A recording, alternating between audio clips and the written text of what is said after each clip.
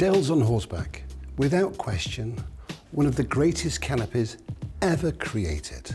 Today, I'm using Stilton 1912, but you could use Clawson Stilton. You could use Shropshire Blue by Clawson, your choice.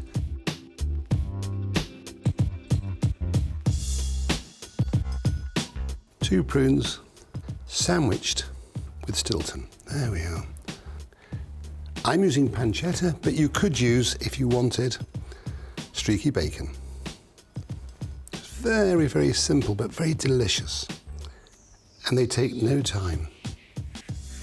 Some people may think prunes, bacon, and Stilton is the strangest combination in the world. But the truth is, it's one of those natural marriages.